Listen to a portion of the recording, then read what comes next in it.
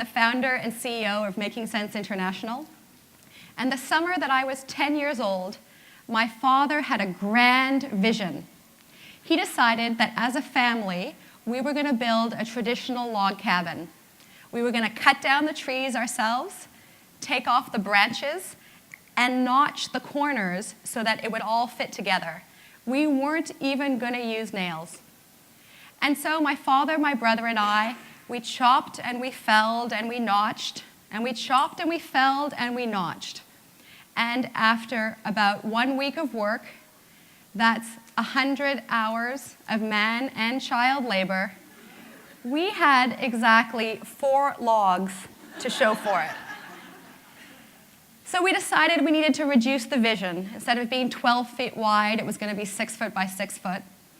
And we introduced nails because the corners weren't fitting together so well. And so we built and we built. We had some other issues. There were some big gaps between the logs, and so that was going to let in too many bugs and breeze. So we decided we would fill the holes with moss. And as the chief moss collector, I can tell you it took a lot of moss. My father is known for being strong on vision and brute strength, and for being a little bit weaker on planning, tools, and technical ability. But eventually our cabin was getting close to completion, and our neighbor came over. And he came over with words of encouragement and some lemonade and a level. What an amazing tool this is. You can actually put it on your logs and you can see how straight or how crooked they are. And I wondered as I hammered in the ceiling if perhaps this intervention had come too late. We finished the log cabin. It was smaller in stature than when we had started out. It was a little more crooked.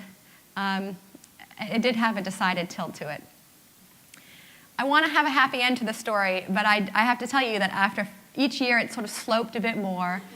The foundation gave, and at the end of 5 years, our cabin had fallen down. And this past summer, I was back in the forest of my youth, and I saw our grand vision, which was a pile of logs on the ground, moss growing over it, and the forest was slowly reclaiming the wood. And I thought about this conference and about the initiatives, the grand initiatives, the vision that we have for our initiatives that we take on that don't always end up as strong or as sustainable as we hope. And I thought about the vision is extremely important. And to complement that vision, we also need the expertise, and we need the right tools, and we need to know who the people are to call because we can't do it all ourselves. And that's what we're all doing here today. We have a common goal of helping the world's 1.8 billion young people to achieve their potential, to achieve what it is that they want to achieve for themselves, for their families, and for their communities. We're here because we know that it's important that the education that young people receive is going to lead to jobs, and that they have the chance to develop the entrepreneurial mindset and skill set that will allow them to start and grow businesses by necessity or by choice. And we know that we want these kinds of opportunities for young people to be evenly accessed by both girls and by boys. So how is it that this is going to be achieved? Who are the people that we need? We need investors who examine the options and choose where to strategically put their resources so that they're going to get the greatest return on that investment. We need architects and engineers who have plans, who consult closely with local communities to understand what they need, who design these careful plans, and then share them back and say, is this what you wanted, and make changes. We need people like carpenters and electricians with deep expertise. And we need the contractors to bring these different people together to ensure that things are done in a quality way, delivered on time. And of course, we need the inspectors throughout the work, checking, are we reaching our goals? how can we improve? And to have them tell us at the end, how we've done. And we need all of these people to work together in a transparent and collaborative way. So I'm curious, what are you? Are you an architect or an engineer? Are you an investor? Do you have deep expertise? I'd like you to take a moment to meet somebody new and to share with them what your expertise is and what you are doing to strengthen the youth economic opportunities infrastructure. Okay, you have 1 minute. Go.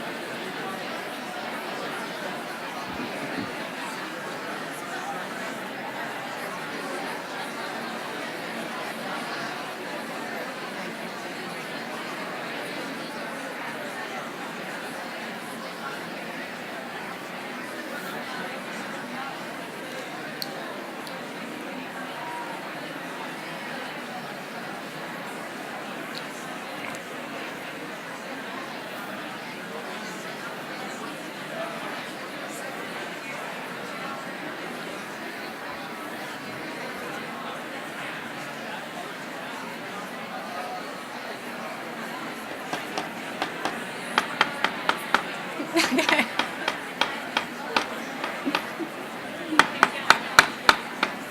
Thank you, everyone. Thank you so much.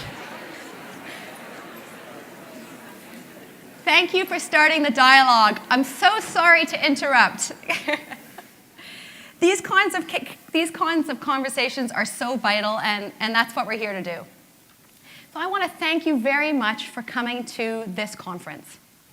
We have more than 400 people here from 48 countries, and many of you have traveled a really long way, and I know you all have busy schedules. This Global Youth Economic Opportunities Conference, this is our 7th one, and it's become a kind of a tradition in our sector that in September, we have this conference in our work plans, and in September, we lay down our tools, and we come here to share with others what those tools are, what our learning is, what's working, what's not working. And we come here to hear and learn from our colleagues who are so generously sharing with us. And our goal is that what you learn here, you will be able to pick up and to take and to adapt or adopt and apply to your work. This conference forms part of Making Sense's strategy to build the Youth Economic Opportunities Conference. And based on the success of this event, the kinds of concrete takeaways and new relationships people have had, we have some other arms of what we do. One of them is the youtheconomicopportunities.org portal. We get about 6,000 unique site visits a month. And this is a place where we invite all of you to post your work, promote your work, share what you're learning, and to continue these kinds of connections with others. And we have a series of webinars with that same kind of goal. And we're also doing some crowd-funded, we do have some crowdfunding in this agenda, but some crowd-sourced expertise events where we handpick experts who come together to think about new solutions to old problems. So what's on our agenda for this year? Well, I want to thank you all for contributing to ensure that this learning agenda is demand-driven. We have 2 spotlights this year. And the first is the power of technology. And I want to thank the Citi Foundation for so generously supporting this spotlight. In the year 2000, Facebook didn't exist. And now this is a feature, this is a technology that may be very integrated in our work as well as our personal lives. The technology is changing so quickly, and the goal of this spotlight is to ensure that you're in the front row seat of understanding what the new technologies are, how to apply them, how to avoid some of the pitfalls. And our second spotlight this year is on opportunities for rural youth. Over 26 million young people migrate every year away from their homes and communities, often to urban areas. And this spotlight examines how we can integrate more young people into value chains, into rural value chains, and give them access to markets. We also have 5 tracks dealing with financial capabilities, monitoring, evaluation, and impact assessment, gender, workforce development, and enterprise development. And so we invite you to cross the bridges, take advantage of all this information flying down the information superhighways, and to take what you can back to your organizations and apply it. And if you've attended this conference before, you know we're going to come back to you in 3 months and then 6 months' time and ask, how did you apply what you learned at the conference? And I'd like to ask you now to please be responsive, because that forms part of the knowledge management that guides making sense to know what's working and what's not working, so we can offer you the best kind of conference next year. And so we hope from this conference that you're going to take away the kinds of tools that you can apply, so that we're giving young people every tool in the world that they can have in order to be able to realize their potential. So thank you in advance for all of your participation. And of course, a conference like this one is only possible because of a tremendous number of partnerships. And all these organizations that I'm going to share with you now have contributed tremendous technical expertise and thought leadership in order for this conference to be the best conference it can be for all of us. I'd like to thank the Rockefeller Foundation for your generous support, the Citi Foundation for all that you've brought to us throughout this whole year, to Microsoft, our technology sponsor, to RTI International, who is a longtime contributor and with whom we share credit for, I think, the amount of value that an event like this is able to offer, to USAID and their representatives who have brought the youth to the fore in a new youth policy and who are working hard to have youth economic opportunities represented across the agency. I'd like to thank Creative Associates and for all the time and careful thought you've put into developing your sessions, and to the IDB Youth and Multilateral Investment Fund, who are longtime champions of youth and social innovation. I'd also like to thank the International Fund for Agricultural Development, who has particularly contributed to our spotlight on opportunities for rural youth. As I mentioned, the Citi Foundation has supported this conference in many ways. The Technology Spotlight, they feel it's very important that young people have a seat at their table and their voice be heard, and they've supported youth scholarship recipients to be here, as well as other community members, as well as some of the leading technology companies we're going to hear from. And that's not all. Inside the Citi Foundation itself, they have talented and committed engineers and architects and bridge builders, and it has been very personally rewarding to work with the Citi Foundation over the last year. So I want to thank them very much, and they do us another honor today of having their CEO, Ms. Pamela Flaherty, here to share her remarks with us and to share some exciting news as well. So Pamela, please come up.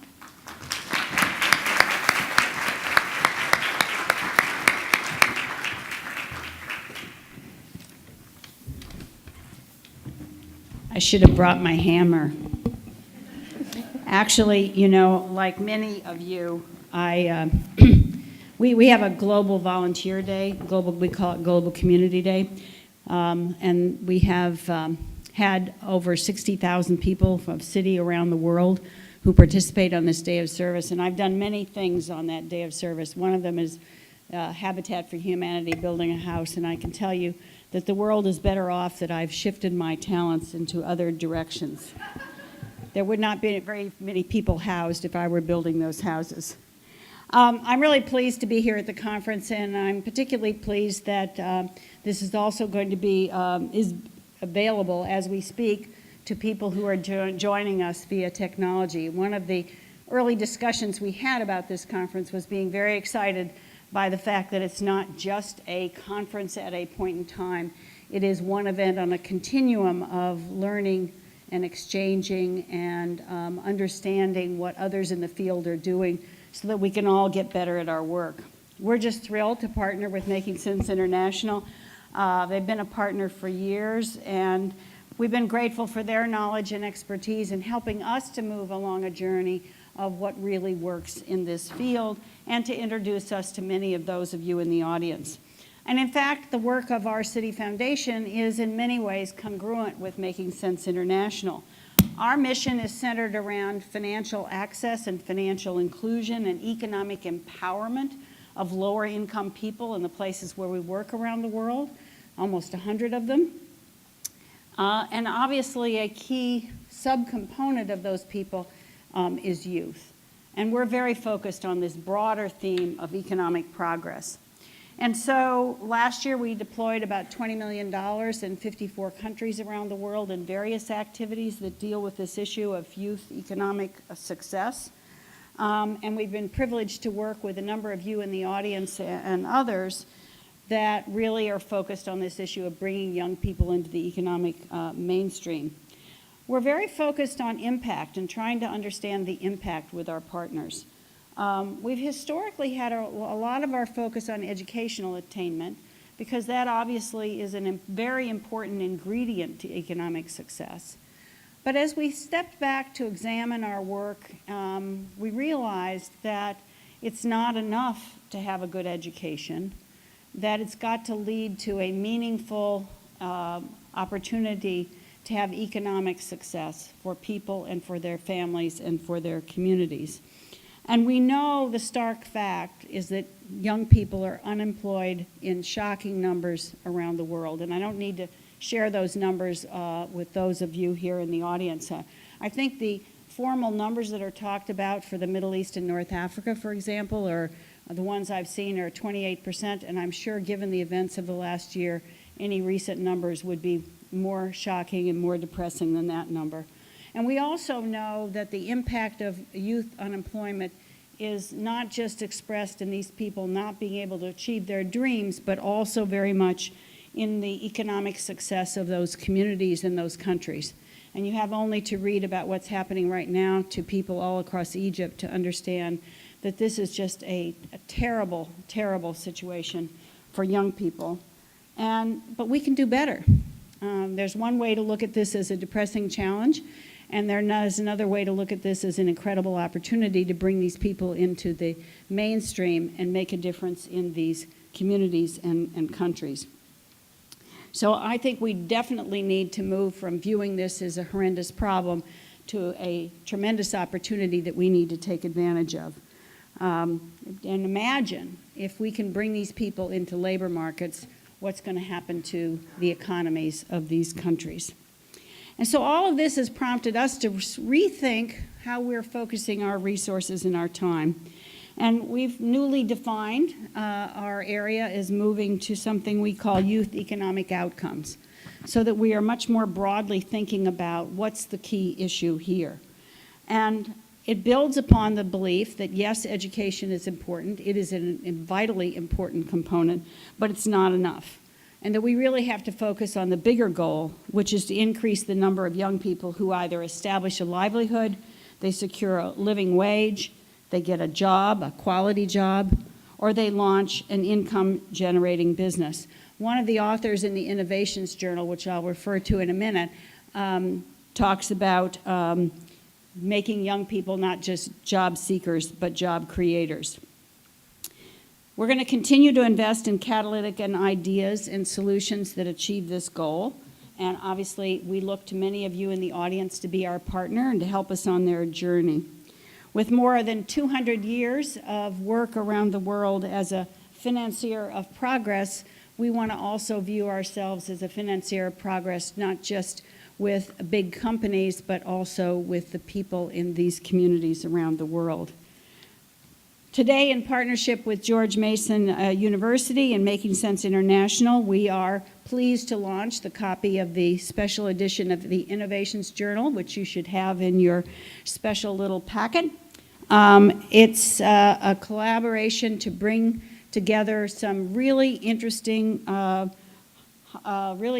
summaries of work that is just terrific being done around the world. And it highlights initiatives of organizations, what they are doing and what they are achieving and accomplishing.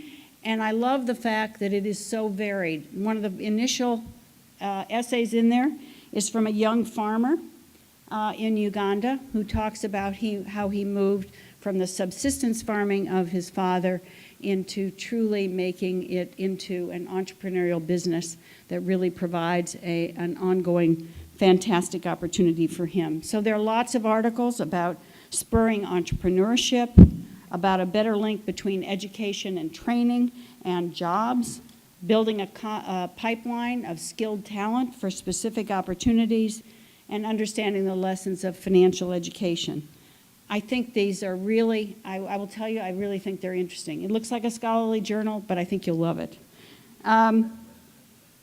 It is in hard copy, so for those of you who are only digitally oriented, I'm sure there will be some opportunity for you to connect via your laptop, but they're really worth spending time on.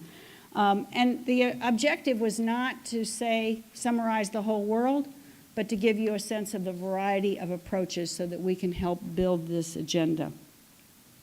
So I think during this period where we have reflected on what we do and what we accomplish, I think we've been impressed by many of the programs launched by your organizations as well as our peer grant-making organizations with whom we often collaborate. And I'd like to thank all of you in the room personally for your work. I'd like to thank Making Sense International. They've been a great partner for us. And I think your efforts are seeding the kind of new work and the innovations and the pushing the frontier so that we can truly make a difference on this incredible global challenge. So I thank you very much for this opportunity, and I look forward to hearing from all of you later today. Thank you.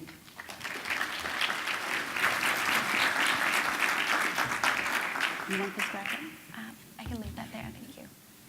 Thank you so much, Pam. Thank you.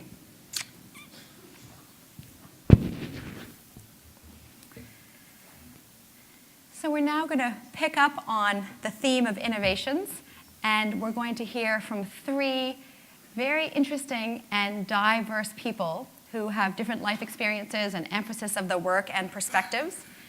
And if you're intrigued by what you hear them talk about, don't worry, they're going to stick around because then there'll be a moderated panel with the three of them engaging in some lively conversation. So we're first going to hear from Abigail Kaindu, the CAMA Leadership Coordinator for Camfed Zambia. She will be followed by Jeremy Hockenstein, the CEO and co-founder of Digital Divide Data. We'll then hear from Heather Grady, Vice President, Foundation Initiatives from the Rockefeller Foundation. And our moderator will eventually be Phil Auerswald, the co-founder of Innovations Journal, founding president of the National Center for Entrepreneurship and Innovation, and an associate professor for public policy at George Mason University. Please join me in welcoming Abigail.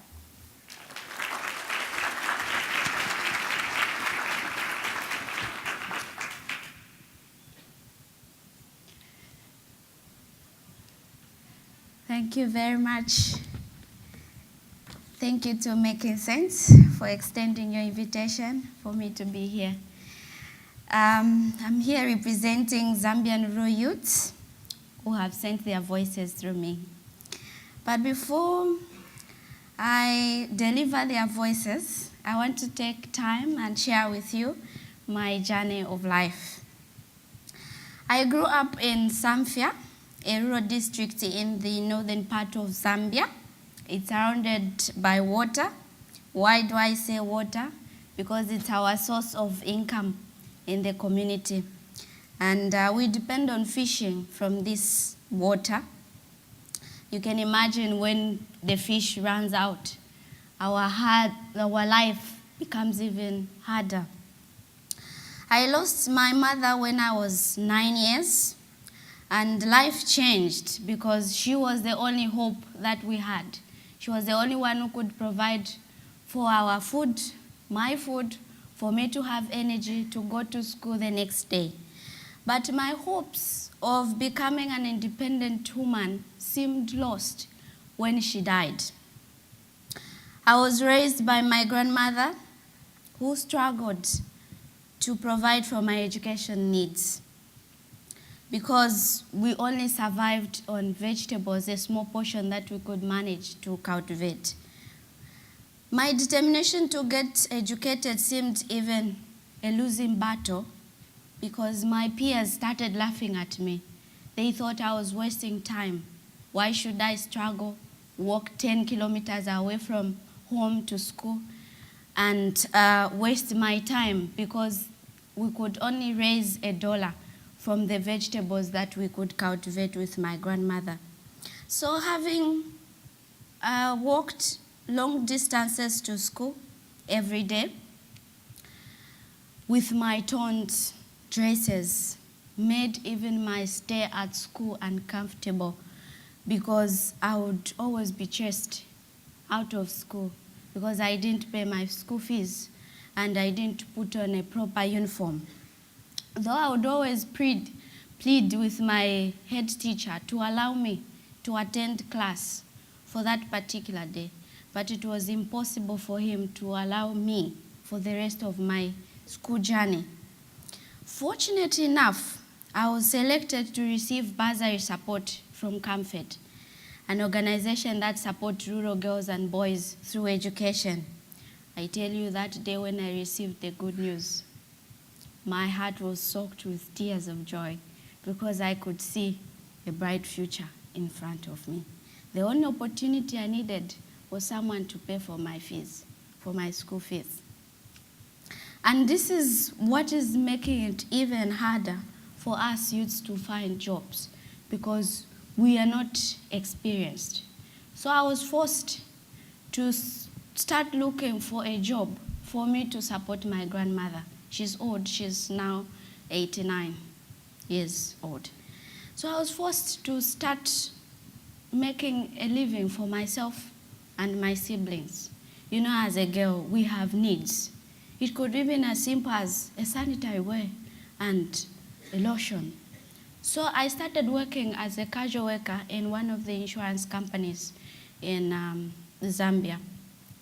I was cleaning toilets, I was making tea for my manager, as well as cleaning the floor. I was paid for that. But it didn't seem enough. People still laughed at me. But what I didn't want was to involve myself in peer pressure, engage myself in early marriage, because that was going to block my bright future today. So the only opportunity again I had was to join the Karma Network, a network of young rural women who have lived through extremely poverty and share the same challenges. We come together as a team and share our experiences, as well as learn from each other. And Camfed supports us with training opportunities, like in sexual and reproductive health, entrepreneurial skills, financial education, and leadership skills. We don't just sit on the information that Camfed passed through us with the trainings. We go into schools, communities to disseminate this information about the importance of education, importance of them having a good health, as well as provide mentorship to our peers in schools. I tell you, in the rural areas, we have no representation of role models. The only people we see are teachers, nurses, and police officers, which is not wrong, but as Fiona said, if we don't tell them the career choices that are available out there, who is going to be a pilot? Who is going to be an engineer, Fiona said? Who is going to be an architect? No one. So we carry that information to them to just provide with them the career choices that are available. So with that motivation behind me, I was motivated to apply for a grant from the US Embassy in Zambia under the Michelle Obama program, where I initiated a financial literacy program training young rural women between the ages of 16 to 35 in financial literacy, and I reached a group of 188 young rural women with financial skills. And one thing that makes it difficult for rural youths is we live in isolation. And I believe, and this is what I've seen working in my rural community where I come from, is technology. Technology can bring us together. We have an ICT center run by my 2 colleagues from the Kama network, supported by Camfed. We are bringing hundreds of youths together for them to just learn a simple pressing a button on a keyboard. That goes a long way with them, because we have no activities that can keep us alive, like for us to learn. And you can imagine this world of technology, where it is going, and us if we are left out. So all of them are coming to us at the ICT center and learn, as well as share ideas. So with that, in all these deliberations, I could see that youths, you and I, we can believe in the youths. Why? They have the potential. They have the energy. All they need is just an opportunity, like the one I was given by Camfed, to go to school and finish my education and be a coordinator in charge of leadership for young women empowerment, and being a champion and a source of joy for my grandmother and the rest of my family members. You'll be glad to know that I'm the only one who has finished school in the whole entire family where I come from, including the community. Nobody has gone to college. Nobody has been to the US. Though I'm representing them, I want them also to be like me. So you can imagine, energy plus skills plus resources, what do we have? We'll have a transformed, empowered, educated young generation like Abigail. Thank you very much.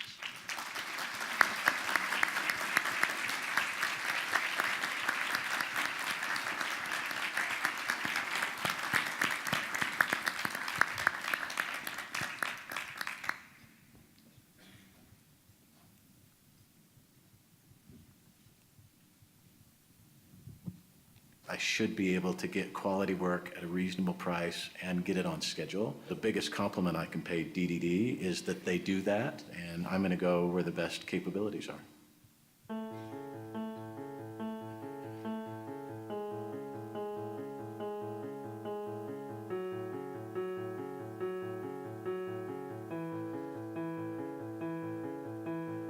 Ancestry.com is really here to help people discover and share their family history. We have over 40 million family history trees, and we have over 11 billion, that's billion with a B, records. We bring those records to your laptop or mobile device, and we make it easily searchable. Sometimes people ask us why we work with offshore partners. The answer is pretty simple. On scale, that's where the expertise is. DDD has a solid technical infrastructure, great talented people as well. They've really worked hard to hire top-notch talent and to develop talent within their own offices.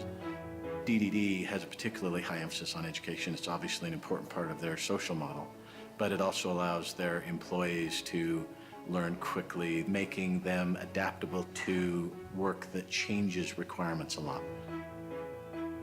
I manage a variety of library technology projects. A lot of those projects have... So are you adaptable to work that changes requirements a lot, to work with 11 billion records a day like my 1,000 colleagues in Cambodia, Laos, and Kenya? I want to start with that clip of Todd from Ancestry, because one of the key lessons we've learned about DDD of working with youth is that it's critical to focus on the needs of clients. That's really what's going to help youth develop to be able to provide, to meet the needs of global companies. Fiona didn't tell me we had to bring props from our youth, but I grew up in Canada, and I could have brought a hockey stick and thought of some story from there, but alas. And I told Abigail that I certainly had the worst spot in the conference talking after her, but thanks for setting the tone and the real mandate and challenge to all of us. But I wanted to share a few thoughts briefly about the intersection between technology, youth, and development, and some of the lessons that we've learned along the way for DDD. The first is youth. Abigail set the central challenge, Pamela as well. You all know how many youth there are. 90% of them in poor countries, living in slums and rural areas, a lot of them without real job opportunities. What can be done with hopes and dreams, and just need the opportunity. Technology, you know about technology, but technology shifting how we do things, particularly for youth. They know technology, they try, they invent, they fail, they try again. It's a natural habitat for them. And we also know that work is shifting all over the world. Pick your study, but $300 billion of work is now being done in different places than it used to be done. A lot of that, we'll come back to this in a moment, is done with college graduates in a few cities in India, China, and Philippines, which has been a great force for development. But I think our challenge, for those of us in the room, is how is more of that work done by those of us, those at the bottom of the pyramid? How is more of that work done in rural areas and by youth? And how can we help them link to the market? So we have technology, and then we have the central challenge of the world today, the inequality of resources that we have. This is a moral challenge, of course, that we all face, and I know brings you all here today. My mother's been fighting cancer this year, thankfully in remission now, and it's been tough, but thankfully she's had access to the best care you can being in Montreal. And just today, as I was coming, one of our youth who's 20 in Laos, turns out that her cancer has spread throughout her body just because a year ago she had surgery that wasn't really followed up by proper medical care. And so we just know that the inequity of where we grow up and where we're born has such a determining impact. But beyond the moral issue that brings us here, this is really a practical question for technology. What we're seeing is that those of us at the top are getting richer, and those of us at the bottom, those not me at the bottom, are having harder time. And the reason for that is that we see the increased importance of education, problem-solving skills, networks. And I fear that as we become more unequal, how are we going to help those on the bottom develop? And that, to me, then is the frame for how do we use technology to help youth face the challenges in this world. So first, Bill Gates and others have famously said that information technology, computers aren't the answer for people in youth, and I believe in a lot of that. The real question at the end of the day is, how is this technology really making a difference for youth? So let me answer a little bit based on our work at DDD. We call our work at DDD impact sourcing, together with our friends at Rockefeller, and really that means is how are we having deep social impact through outsourcing work? We talked about the shift of work around the world. We've designed at DDD a work-study program for very poor youth who have finished high school, who work half-time working in our offices, doing work for clients around the world, and other part of the time studying in university. And we really measure our social impact, though, on what happens beyond those 4 years. Those are fine, but those are living wage kind of jobs. How are we getting people to the middle class as a stepping stone? And how are we building their human capital in a way that's developing, helping people develop? That's what the real impact is about.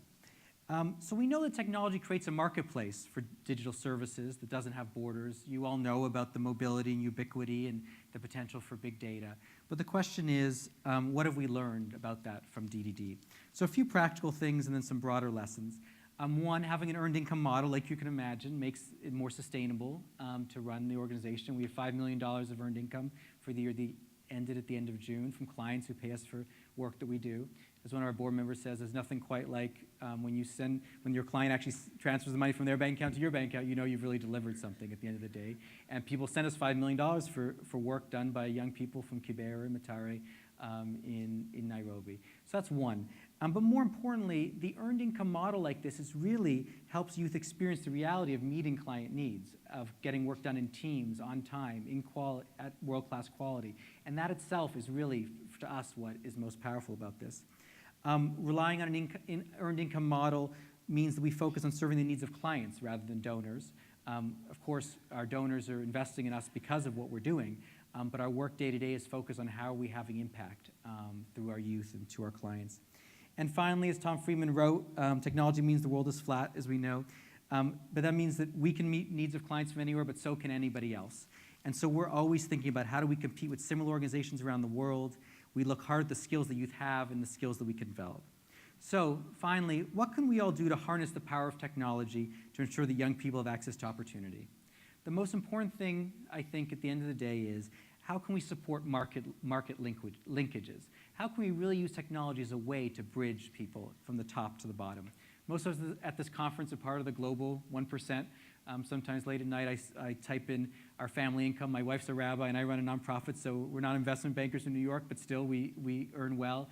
And there are a lot of zeros there in front of the top percent that we're in, much lower than 1%.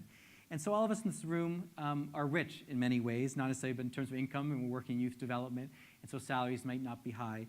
But we're all really rich in the ways that matter these days in terms of our knowledge, our access to resources, and our access to connections.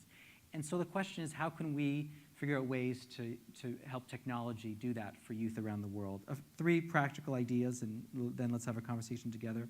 One is we can help youth learn about technology-related business opportunities. People only have models of nurses or doctors or teachers, and really want to know what are the emerging market opportunities? How might they serve these business needs? What are clients willing to pay? What technology should they learn? Which tools and platforms can help them access customers? Those are the questions Abigail's friends, I'm sure, are trying to wrestle with and don't have the opportunity to have conversations with people in this room. And so we have to think about how can we give people access to that kind of knowledge. Number 2 is how can we help youth access resources? If we can access capital, we have lines of credit with RSF or nonprofit finance fund or 5 or 6% in Kenya. If people access at 20 or 30% a year, that would be very good for them. And so the question is, how can we bring grants or access to capital to young people to realize their dreams? And lastly, and most importantly, how do we help youth connect with markets and find specific business opportunities?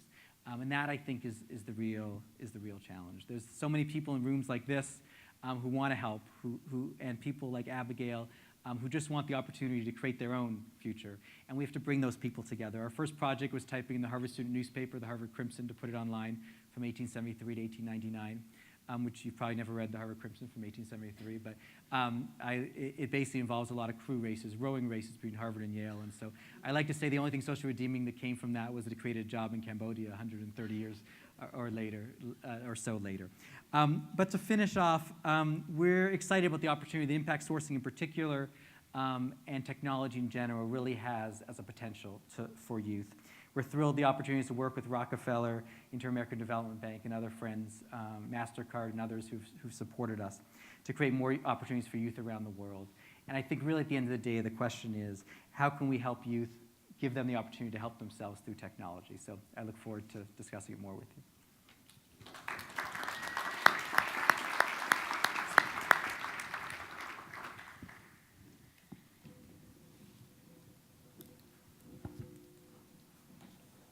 Good afternoon. As Fiona said, I'm Heather Grady, a vice president at the Rockefeller Foundation. We're very pleased to be supporting this conference, and it's great to be here and see so many people from so many countries. Jeremy, you both are hard speakers to follow, but thank you for your remarks.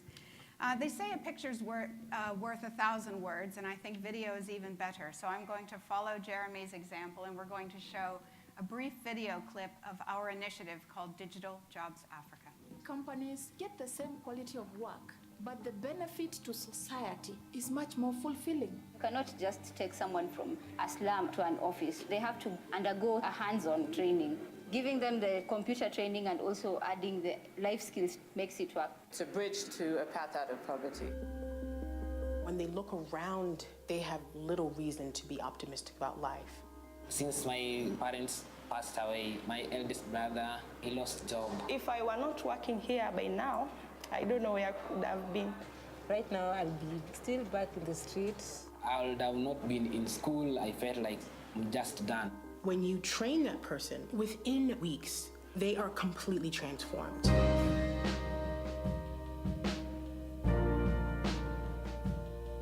This job has greatly helped me. I'm in a family of 5. The little that I have here, I divide it accordingly. And my brothers and my sisters, they are proud of me. Every project comes with a different skill. As they come, you keep on learning a new thing and a new thing. This working environment provides job security. It can give me the wings of becoming a teacher. the youths get so much experience that they can go and get another job somewhere. Before I was not skilled, but now I am skilled. I know that I have a bright future. Technology is having a huge role, and my sense is that in the next 10 or 20 years, it's going to create even more equity in ways that we can't even imagine today. The hope for the future is to see more change, not only in Nairobi, but the whole of Kenya, not only Africa, but the whole world.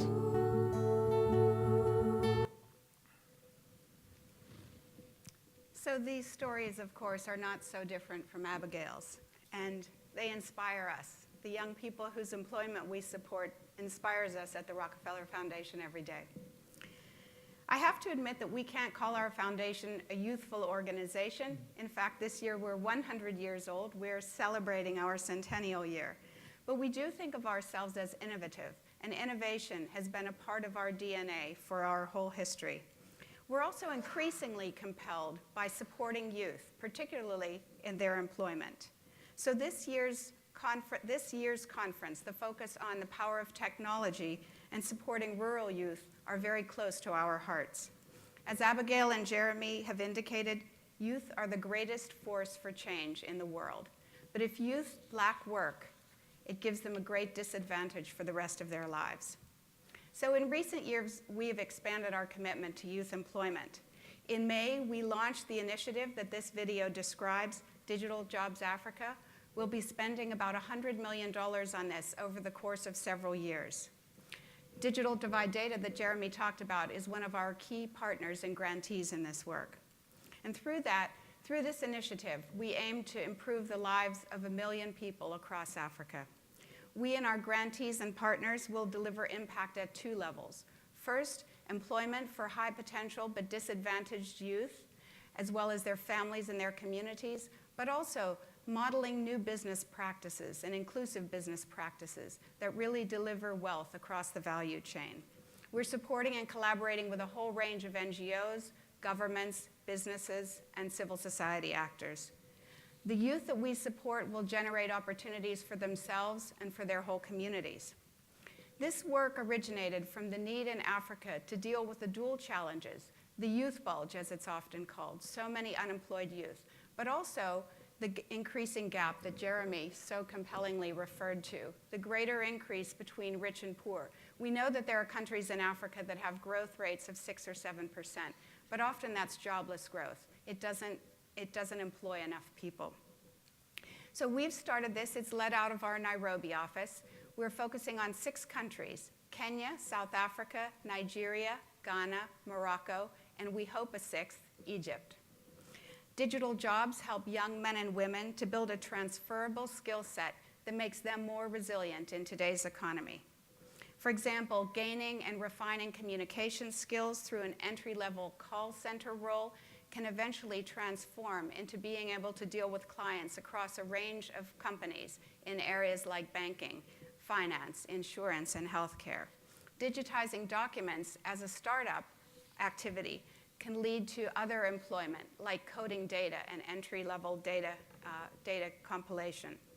And digital jobs have the unique capacity to provide employment to individuals who face a range of barriers. I think, Abigail, you really hit on some of them, but it's where someone grows up. It can be gender, poverty, lack of education.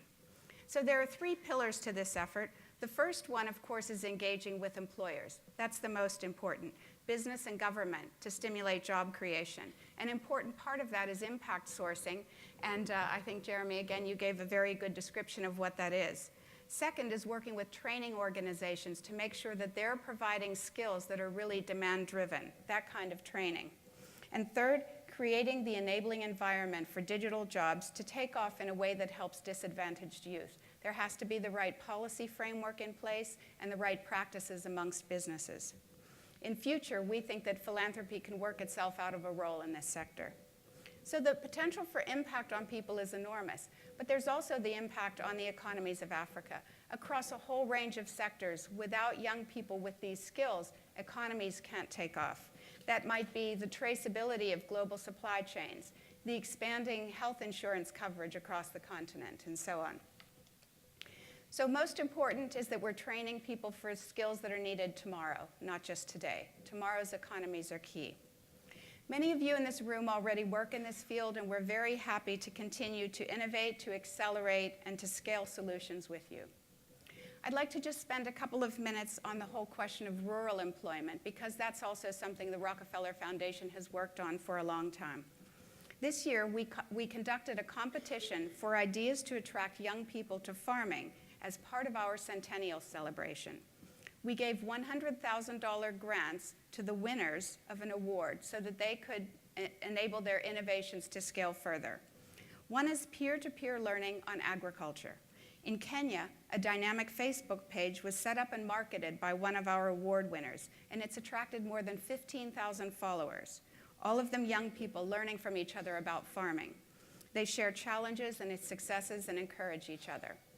A second one is training young people as farmer entrepreneurs. Approaching farming as a business model makes it more attractive to young people. That's what we found. Our awardee in Nigeria has a training program with about 150 young people that teaches them not only about farming practices, but business practices, how to manage money, save, invest, and provide for their families.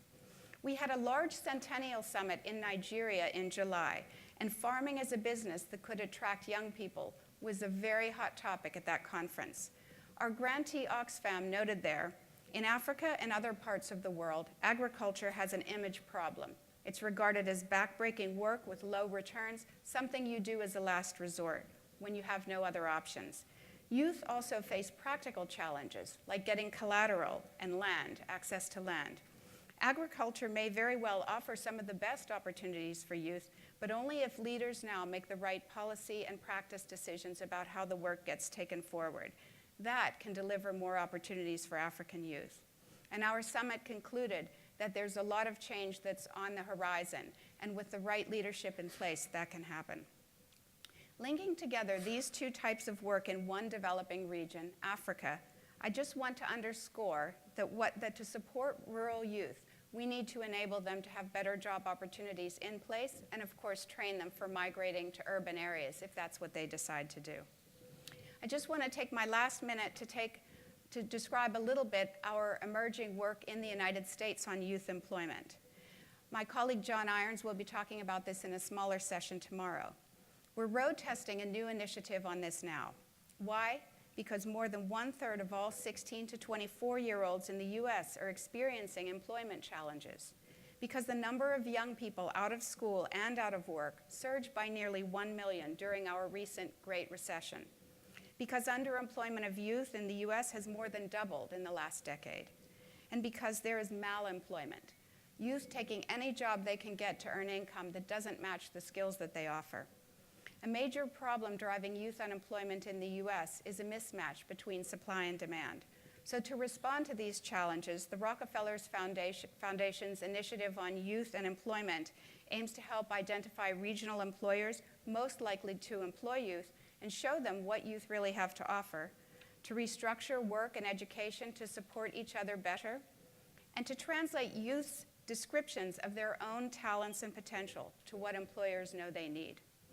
None of these are easy, but working together with the kind of people and institutions in this room is what will make it possible. My colleagues here today, Lillian Sheggy, Carl Brown, John Irons, and I, we all look forward to sharing and learning more from you over the course of this conference. And thanks again to Making Sense for making it happen.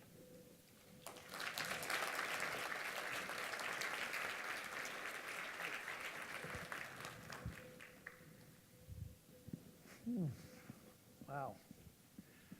Well, thank you all. I'm Phil Auerswald. I am a professor at George Mason University and co-founder and co-editor with Iqbal Kadir of the journal Innovations. And Pamela, thank you so much for having introduced it and released it to the group. That was really great, guys. We have a lot to work with. So Jeremy, child labor. Right. Yeah. So we've been there before. What's the difference? I mean, what are you up about? What's Digital Divide Data doing that's not what we were doing 100 years ago? Right. Or still today in other parts of the world? Well, the ultimate question to me, as we're starting to talk about, is are we doing this work in a way that builds up people's human capital? mean, of course, it's first the legal questions around ages and so on and conditions, and others can speak more to that. But at the heart of your provocative question is this work being done in a way that's building people up? In the outsourcing sector in general, you have huge turnover. You have salaries that are basically living wage salaries, which is a step up from non-living wage salaries, but not really middle class kind of salaries. And I think that most of the outsourcing work is done today in a way that's not building up people's skills and really thinking about where they're going. And so to me, if DDD was just about creating 1,000 jobs, well, that's good. But to me, really, it's about the fact that we have 600 people who've graduated, and we look at what's their lifetime trajectory of earnings.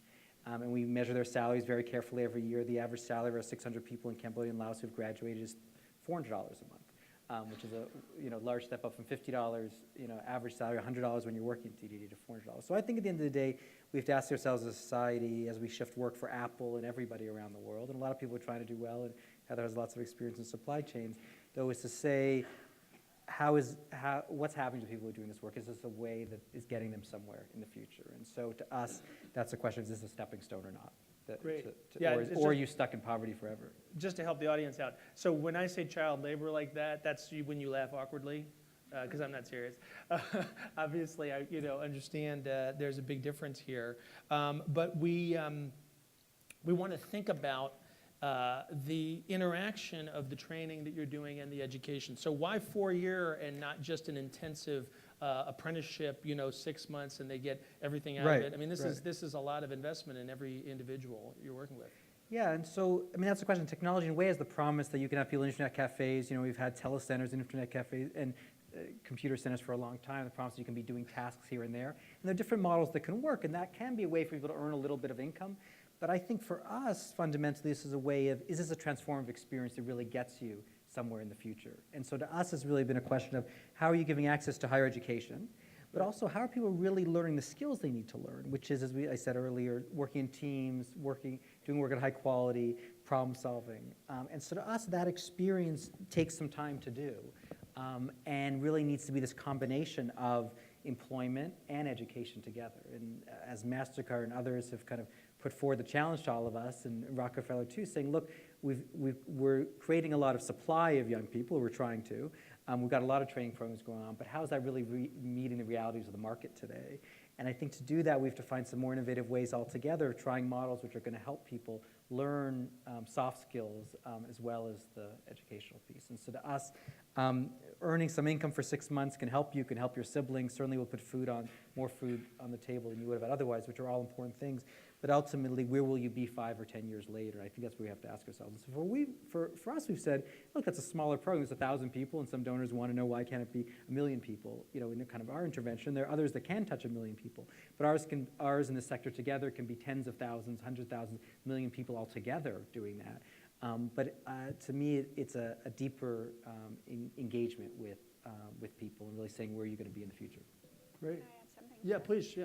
Yeah, I think from the point of view of a foundation that has a portfolio of work in this area, we very much value what DDD brings. I think others that we support will have shorter programs and less intensive training programs. I frankly think both are needed. If we're talking about growing the ecosystem for this kind of work, my hunch is that the people who go through your program or the Impact Sourcing Academy in South Africa, another institution we support, institutions like that, they may be the leaders. They may be the people who found their own businesses, who are leading, probably graduating to amazing careers in the future. That will be harder for people who are trained for shorter periods of time, less intensively. However, there's room in the ecosystem for all of these efforts because it's just a matter of progressing ahead. So Abigail, and I'm going to put you on the spot for a minute here because we've got the Rockefeller Foundation, Citi Foundation, a lot of folks working on different programs, but just thinking about it, sort of honestly from the standpoint of your peers, when people have programs and administration and, all designed to sort of help you and your peers, wouldn't you just be better off if you just gotten a grant, just a check when you were 17 years old? You could manage your own opportunities? I mean, or do you think that these programs, that are designed in a certain way that constrain you, is it really adding value? I mean, maybe just better off with cash? Thank you. You know, what motivated me to initiate, for example, a financial literacy program? Because I've been there. I know how it feels to sleep on an empty stomach just because we didn't have the information on how to save. So for me, I wanted them to learn from the little $1 they have today, they can think of tomorrow. So it was a thing of them knowing how to save, knowing how to borrow, and knowing how to budget for that $1. So that was the motivation behind. And because I have known and I've felt how really it feels, so for me that is the motivation behind, even for me to go back tomorrow and initiate another program in my community, because they have nothing. They are all looking up to me, and I carry this burden, but I know that one day they will be like me. So that's the motivation behind. So you really have experienced and believe that your energy is better spent training your peers in financial literacy so that they can save than, for example, raising money to sort of give grants to young people. Yes. Yeah. Because they don't have necessarily this, I'm just putting words in your mouth, but I mean, they don't necessarily have the skills to manage the money if they get it? Yes. So it begins from there. Tomorrow they have $2. The other day they will have $3. The next person will come to ask for the same $3. They are able to provide that. But if there was no information on how to save, how to budget, the future is dead.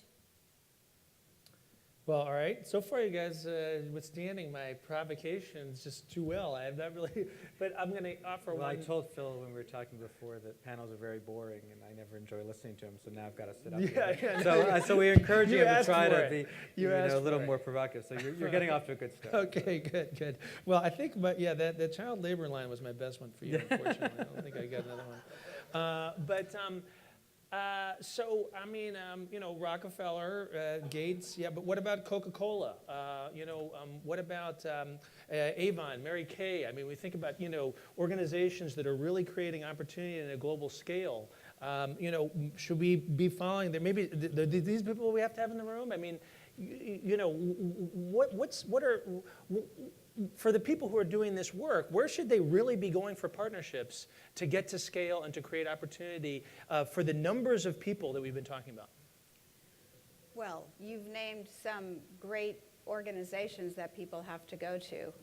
As I said earlier, if we don't get big businesses and small businesses of all types engaged with us in helping to create these jobs, we will never reach our goal, which you can look at as terribly ambitious or terribly modest, impacting the lives of at least 1 million people across Africa.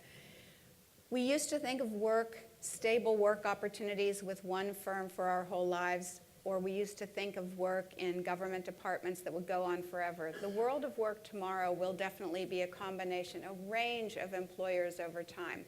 And people will cross in and out of small enterprises and large corporations more rapidly than happens today. In everything we're doing with this initiative, we're looking at market-driven solutions. Government's a part of the solution, nonprofits are part of a solution, but the majority of jobs, as we all know, are in the private sector. So we have to engage those companies. 3 of my colleagues who work on this Digital Jobs Africa initiative are today in our conference center in Italy, Bellagio, Italy. I hope some of you have had the pleasure of going there. Can we go tomorrow? I'll go. Next year, can we convene there? Yeah, Bellagio. Next year, they'll be here and we'll be there. But they are there working with a whole range of companies and nonprofits on specifically this question of impact sourcing. How can we really make sure that as the number of digital jobs increase, which inevitably it's increasing faster than we can imagine, as it increases, can we spread the opportunities out across the globe? The institutions in the world with the greatest spread and the greatest footprint are large global corporations. So who is at our meeting in Bellagio? Well, Microsoft is there, and Accenture is there, and some other private sector partners who are really beginning to get interested in this work. So, and then thinking about, our colleagues have come up and our grantees have come up with a whole range of ideas. I mean, I was so intrigued when I first learned about Jeremy's work with Ancestry.com. And that's kind of, I'm sure, an He's endless there. opportunity. He's in Italy That's too, right. yeah. Yes, that's right. But we've got, think about global supply chains, increasing pressure on a lot of companies to say, well, we want to know, where's your cotton coming from for your blue jeans? Right. Where are your metals coming from for your computers? Traceability in supply chains is going to be probably pretty standard practice in the future. But you need people at the point of origin of those materials checking out what's happening and then entering data. Think about healthcare. There's a revolution in healthcare using mobile data. Having healthcare workers at the point of very rural clinics entering data. All of that data needs someone to code it, to use it, to send it around, and it's really an enormous amount of opportunities. And it's not distinct from the world of agriculture and all of the other activities that are going on in rural areas. So we really see technology as a link that, in a way that we've never seen before. Well, can I just say something? Oh, okay, go ahead. To me, this is a powerful way where I think we can all work together of how do we get to these larger corporations. And, I like to make jokes of my friends, at Rockefeller, who on impact sourcing produced several reports on impact sourcing and surveying the field and so on. But someone from Microsoft saw that report that was done by Accenture, was very impressed with it, and all of a sudden you've got Tim and Steve Ballmer talking about, well, shouldn't 5% of our outsourcing be done in a way that's kind of impact sourcing? And now you've got, Tim in Italy today, and you've got Todd from Ancestry who's just there, and yesterday he said, hey, I need some Spanish language skills for the future. Why don't we start a project in Latin America having Group of 50 or 100? So I think it's really a way that the Rockefellers and others in the room can help those of us who kind of medium grassroots and real grassroots access those companies and get their attention for this. And to succeed, this has to go mainstream. It has to be Accenture opening up, as they're thinking about in Zimbabwe or Kenya, an impact sourcing center rather than DDD growing to multiple places. So I want to flag a couple of things here. First of all, Heather, you just said you need people at the point of origin, essentially, to do data gathering, data entry. So it's not just validation or transcribing, my ancestry records, but the knowledge that sort of resides in the countries where, for example, digital divide data is working. So that's really interesting. And I also want to flag a second thing that I want to get back to, which is what you just said. In the impact investing world, the notion of, for example, having university endowments, a set of university endowments commit to putting 5 or 2%, 3%, maybe even 5% of their investments into impact funds.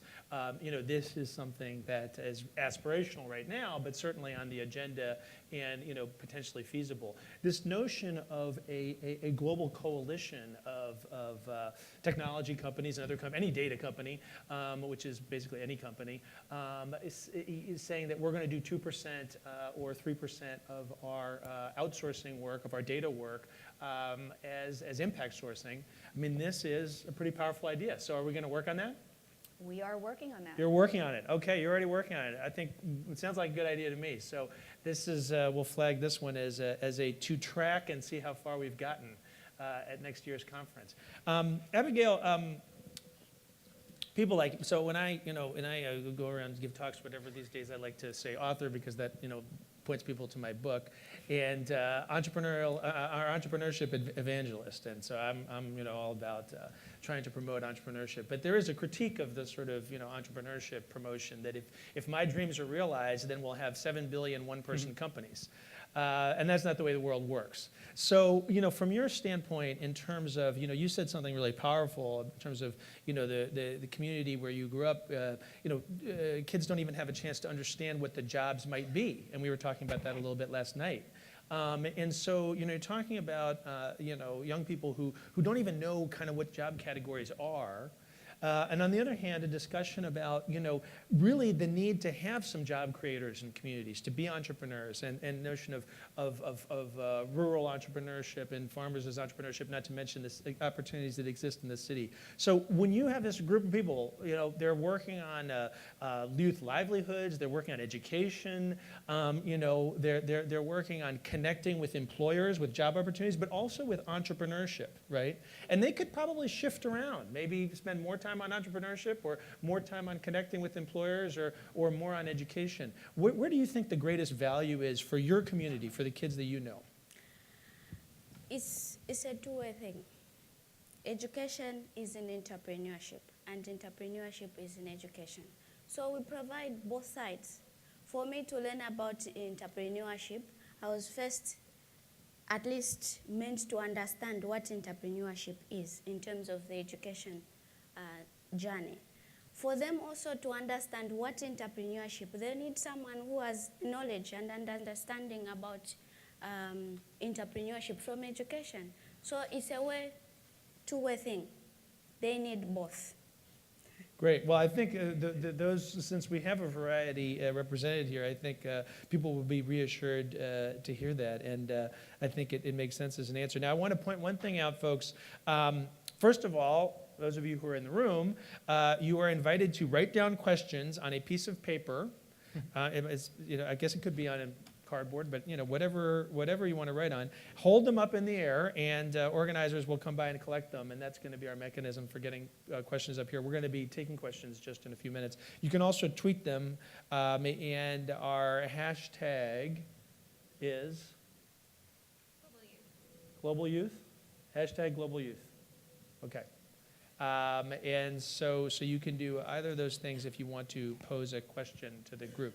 All right, so now let's get back to this people at the point of origin. When we think about the operations of foundations and monitoring evaluation, I was at an event about a year ago, and it was about competitions for figuring out new innovations for smallholder farmers, particularly in sub-Saharan Africa. And the question was how to frame the challenge and how to gather data. And of course, because we're still in the old mindset, the approach that was under discussion was to create a secretariat, literally, a secretariat mostly comprised of professors to sort of brainstorm on what farmers in sub-Saharan Africa need. And this is in a world of ubiquitous mobile telephony, of mobile delivered text message surveys as being a possibility, and of all sorts of young people who have undersupply of work. So just out of the resources that exist in the foundation world, is it possible to begin to unlock some opportunities to actually source data, both in monitoring evaluation or in health or in trying to understand the nature and dimensions of challenges? How can we get to that world where we're doing this as a matter of routine? We're never launching a program unless we've crowdsourced information from the source. Well, I think that's certainly possible. I think there's a lot of different things being tried right now, and I'm not sure there's anything that our foundation has done to date that's actually doing monitoring and evaluation in that way, though we are thinking about it. But I was in Nigeria in July when we had this big centennial event on agriculture, and also meeting with some of our potential partners on Digital Jobs Africa. And I ran into the head of UNICEF's health division and asked him, is there anything happening in Nigeria that we might apply Digital Jobs Africa to? He mentioned to me a fascinating piece of work that UNICEF is doing in Uganda and wants to do more broadly across Africa, which is giving youth access to inputting data. I believe they either give them mobile phones or give them credits on their phones, and they go around and they check out our health. Do the health clinics have the staff there? Do they have the health supplies? Do the schools have their school supplies there?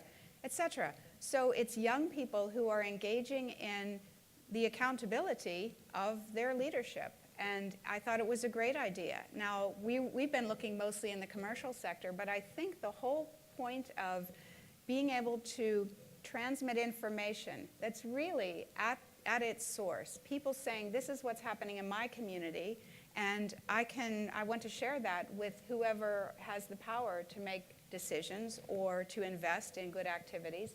I think that there's a lot of potential. So that's just one example. But I do have the feeling that this will transform a lot of how we do our assessment of work. Well, that's great. Yeah, I think just to prototype it, I mean, obviously, as we were just discussing, the private sector has more resources, but to prototype it and sort of see how this could really work, the foundation world seems like could do a lot. Were you going to interject? Yeah, we were talking about it. I mean, we haven't totally kicked the academics out of the supply chain for it, but together with academics, we've been doing this almost by accident in Nairobi. In Cambodia and Laos, we do a lot of data entry for surveys. UNICEF and others collect. In Cambodia, in Kenya, we saw the youth had higher skills in terms of English and also problem-solving skills.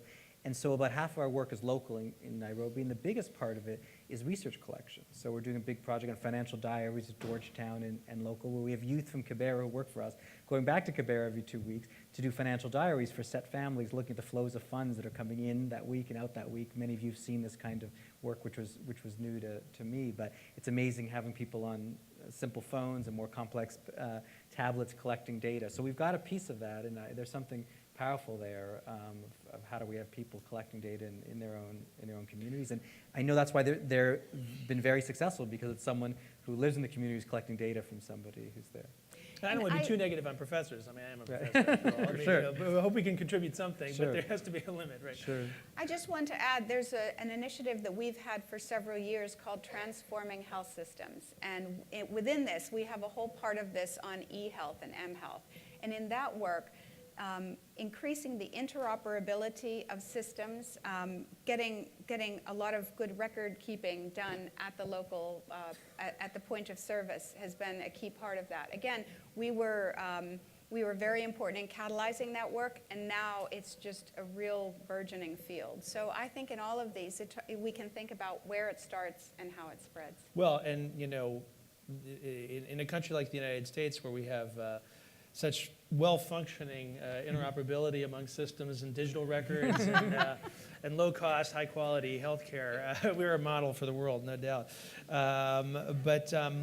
But in all seriousness, I mean, in this, as in so many things, I think you know, other parts of the world can do better and in advance in mobile health and integration and better data gathering than what we have in our existing system here. Now, Abigail, back to you. In terms of another kind of dimension of global change that you know, we kind of professor types and journal editor types get excited about, the mobile phone, right?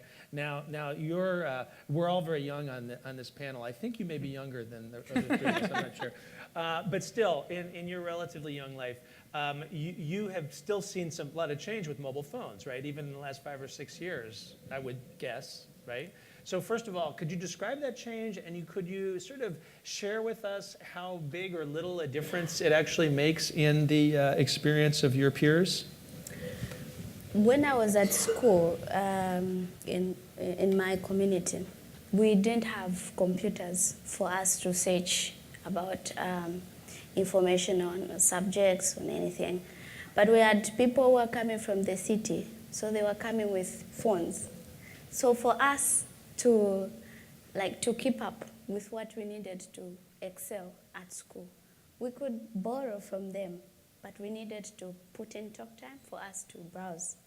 So it was a chain of change for us, especially rural girls. We didn't know about phones, we didn't know about computers, but at least somebody from the city brought a phone for us, which was an opportunity for us to research, though they were using it for something else, but for us, it was a matter of education.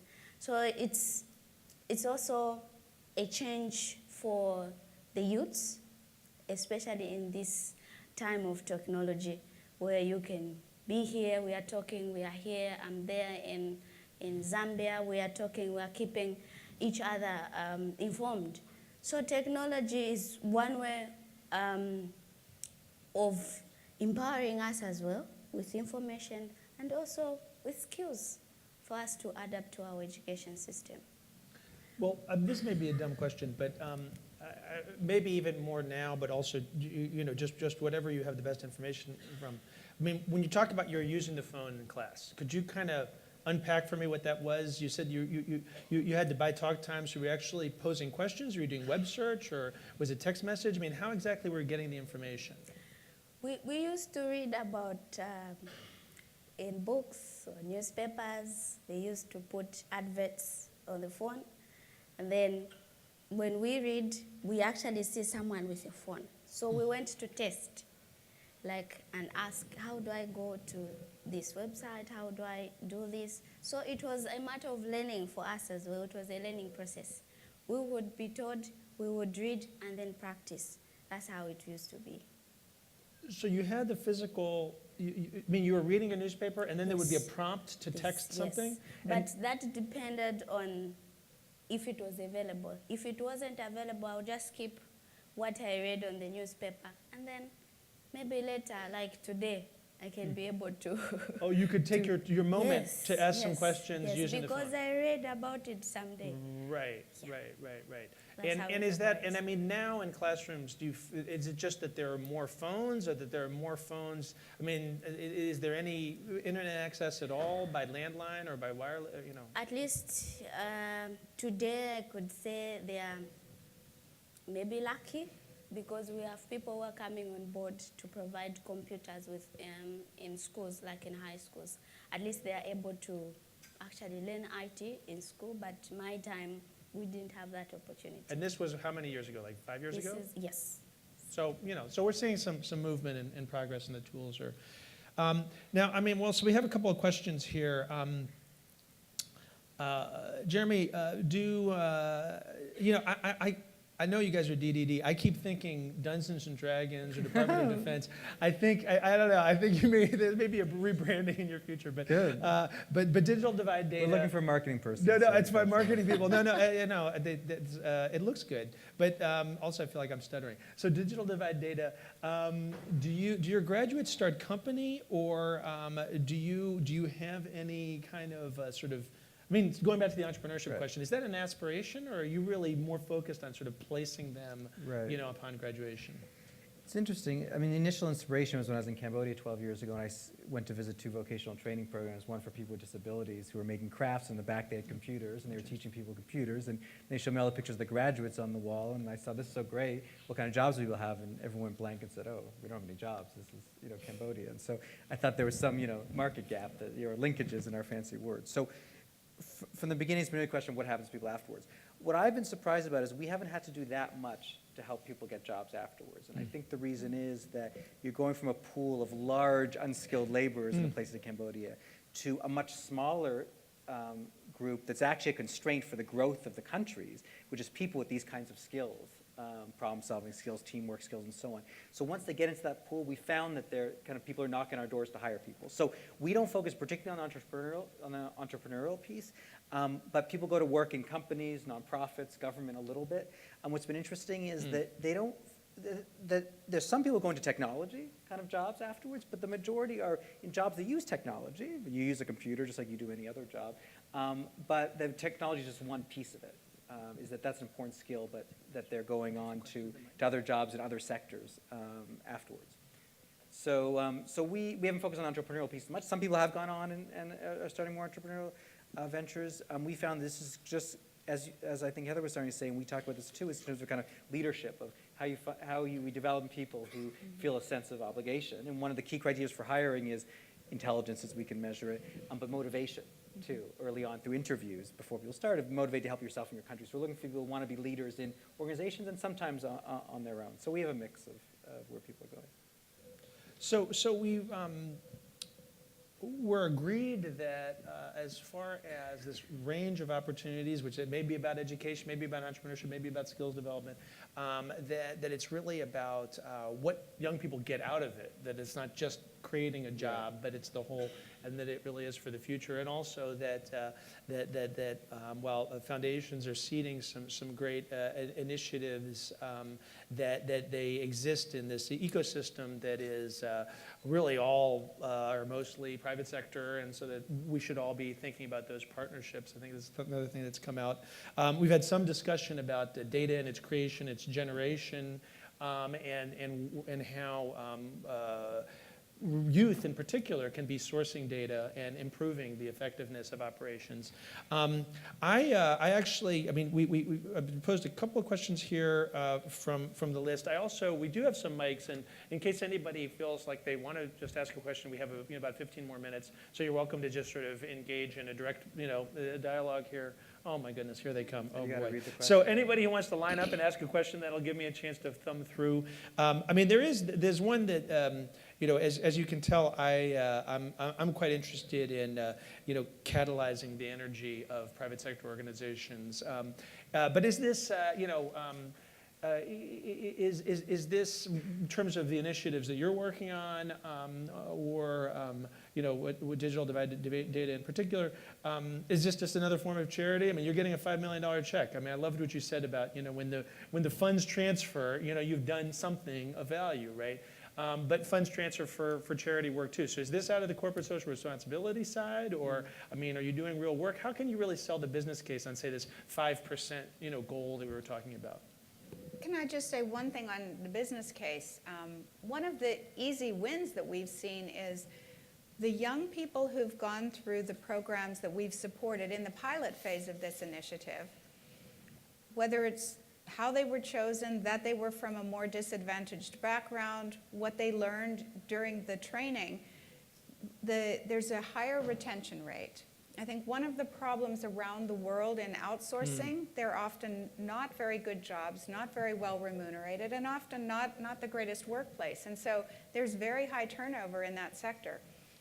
When young people are employed in impact sourcing that's paying attention to the social good side of things, there's a business case that's made as well. And businesses will continue to source from institutions like Digital Divide Data or SamaSource, another group that's going to be talking here this week, because they can guarantee these are young people who are excited about coming to work and they don't want to change. They will change when there's a better opportunity, but they don't leave.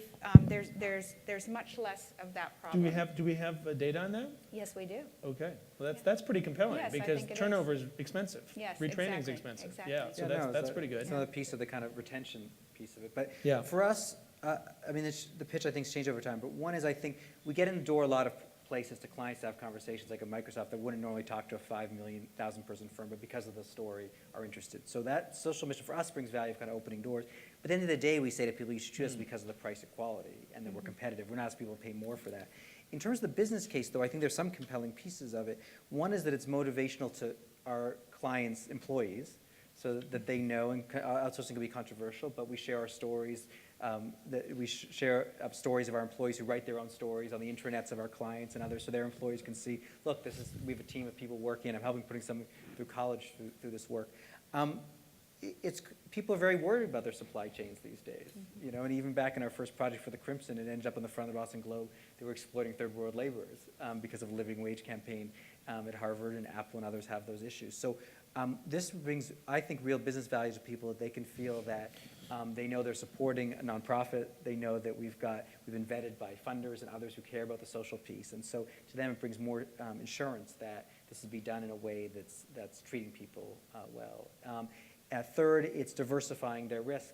People are starting to look at where the next places besides India and the Philippines and China, and looking to new countries. And so we're kind of on the frontier of that and saying, hey, why don't you try this out? Don't put your mission critical stuff with us in Nairobi today, but the work that we can do, give it to us in those places, and try to look at other alternatives.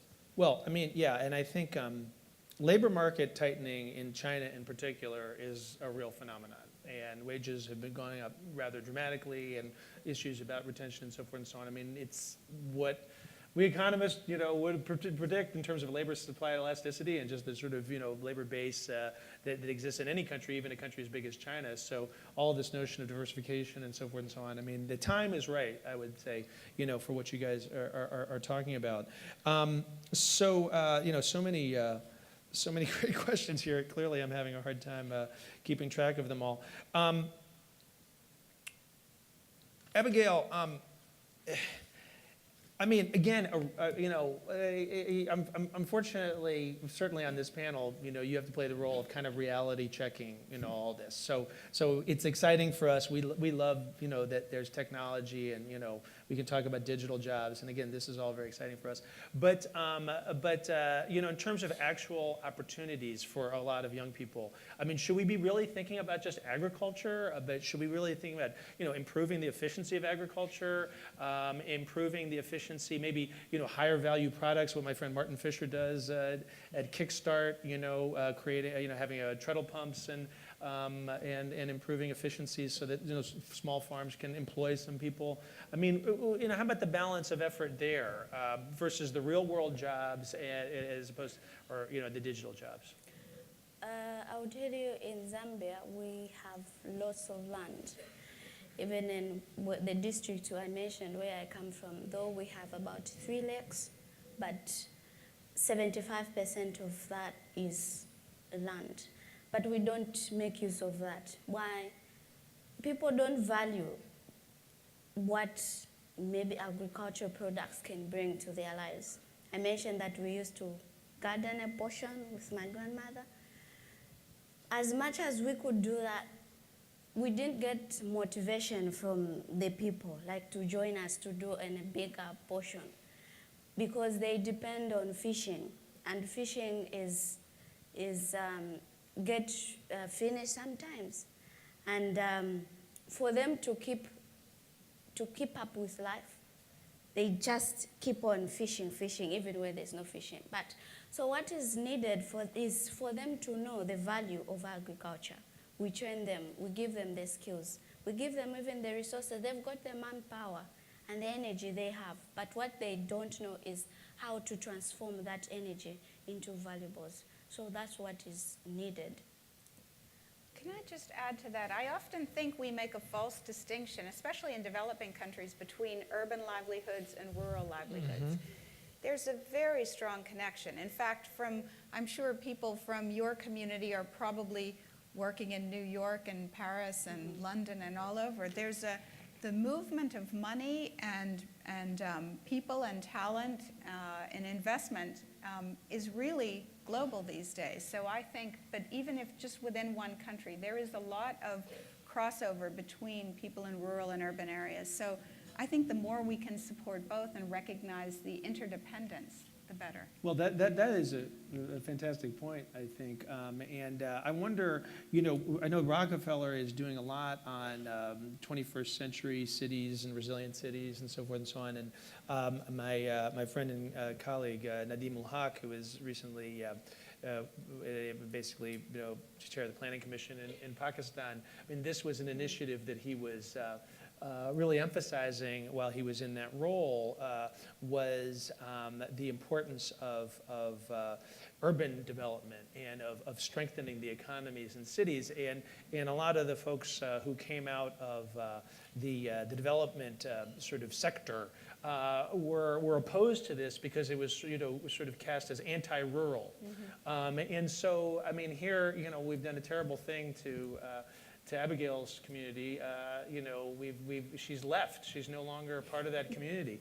And yet, maybe, in the longer run, people will be better off. How do we think about this trade-off, between pulling people out of their communities to give them opportunities, whether it's in a big city or whether it's in another country, as opposed to sort of, nurturing, talent in place, really, whether it's for youth or anybody else for that matter? Well, I hardly think we're powerful enough to pull people out. I think it's happening without any of our organizations. Exactly, right. It's more addressing the need that's there already. But I'm guessing that Abigail is contributing more to her rural community by what she's doing now than she would have if she had just stayed there. So what do you think? It's true, but I haven't abandoned them. I know that in urban areas there are green pastures. So what I'm doing is bringing the resources from urban areas and invest them in my home country, my home community, sorry. So sometimes it's because of the policies that are available do not favor, especially youths. So there's that gap between urban and rural areas. Everybody who is educated, who's got a business, they want to go and trade in town. They don't want to invest in their hometowns or in their communities. Why? Because that's where market is. So if we could be assisted with markets in rural areas, that would be fine for us. Well, it's another form of retention, right? Community retention. Yeah. Beverly Schwartz, my friend from Ashoka, is here. They have a big initiative in empathy and the importance of empathy in education and in the development of youth. But I think what you're sort of pointing to in terms of the different dimensions of the experience that you offer and what that then brings to a company. Or Abigail, you didn't leave your community with resentment, you left with empathy. And that, I think, is a strength in your return. So I'm still trying to make up for my child labor thing. I'm feeling guilty. No, I like that. But, I just want one small thing on that is yeah. that when we ask people before they come to DDD, during and even the first couple of years afterwards, what's the most valuable thing of the experience? They say it's to have access to education, that you've got access to a scholarship and get to university. When you ask people 5 years later, people say it's the skills that I learned in the work. And that's what I've really thought is the case. Phil, there's been someone standing at the yes, I'm sorry, at the please, yeah, microphone. thank They you were very actually much. Yeah, one brave person you're listened up. to you. So. You're up. I thought we need to change, turn it around. Listening to this. Could you introduce yourself so we know? Oh, Monique Cohen. I'm a consultant formerly at Microfinance Opportunities and was very involved in financial education, including the stuff Camfed does. But I'm concerned, I'm listening to you, and I'm getting the sense that there are a large number of jobs that we're trying to fill, that we see technology jobs coming online, and we'd like to fill them, and how to attract young people and keep them. What I don't hear a lot about, which we find really important, is teaching them financial negotiation skills. Because if they're going to take a job, they need to know how to negotiate and get what they want and stand up for what they want. Another thing I don't hear a lot about is they should be the people who choose their jobs. So how do we teach them skills about looking at jobs and making sure that they're going to work for them? Particularly in the technology field where it is leaping into the digital divide. And you need to build up confidence that they can do this, that they know how to do it. And there are those ancillary but really important skills that are part of this process. So I wondered what you were doing. Let's give Abigail first crack at that. In terms of, now you've been through, a lot of mentoring and training. Do you recall experiences that were explicitly about negotiation or about how best to find a job? I think it's a great question. Thank you for asking it. Thank you very much. When you are in need, when you have a need, it's very difficult for you to brush out the opportunity that has come. She's right. We need negotiation skills. Like when I got a job at Zambia State Insurance, I didn't even look at my salary because what was at the back of my mind was a need I needed to fill. It didn't matter how much, for how long. For me, I just needed to fill that gap. So we need those skills as we fill up these jobs available on the market. I did the same thing when I took a job as an assistant professor. So there's a lot of us. My wife knows I need negotiation skills. Can I add something to that? Yeah, I think, maybe we overemphasized a little simply because we're talking about ICT-enabled or digital jobs, that we're talking more about the sort of technical side. But I hope it came through in our video clip and in what both of us said, that there's just as much value or more from the skills. I don't like the term soft skills, but if anyone has better ideas, but sort of life skills, soft skills, what these youth learn when they come into the workplace every day and they are working, it might be in part, scanning, digitization, et cetera, but it's also in part getting to work on time, communicating with their colleagues, voicing problems when there are problems. So I think all of those are equally important. Those build the resilience of those individuals who are in those jobs. And I think they carry that through. And it's as important or more important than the technical skills, because we can learn technical skills faster than we can learn those other things. So I'm very glad that participant raised that. Great. Yeah. And we do some other training I didn't talk about, but in terms of kind of career planning. Mm-hmm. I don't know if we do it particularly well, but things like what color is your parachute? They donated the curriculum to us. We have it in Laos and Khmer that we work with our employees to try to think about careers. But it's tough, and there's probably other people with experience in the room of kind of helping understand what's the landscape of possible jobs and kind of where to go. But then I think Abigail pointed to this in her remarks as well, just understanding an option set. Even if we believe that people have the capability to make decisions on their own and don't need to be told what to do, if we don't know what the option set is, then it is hard to make a choice. Our first 20 employees, I discovered, all want to take courses on computer virus checking. And I was like, I thought there was not enough computers for everyone to check all the viruses in Cambodia. It was just because, you know, someone had heard about that was a booming area and everybody wanted to take, you know, those same kind of courses, you know. So it's hard for all of us to figure out what kind of careers we want and what kind of the opportunities that are out there.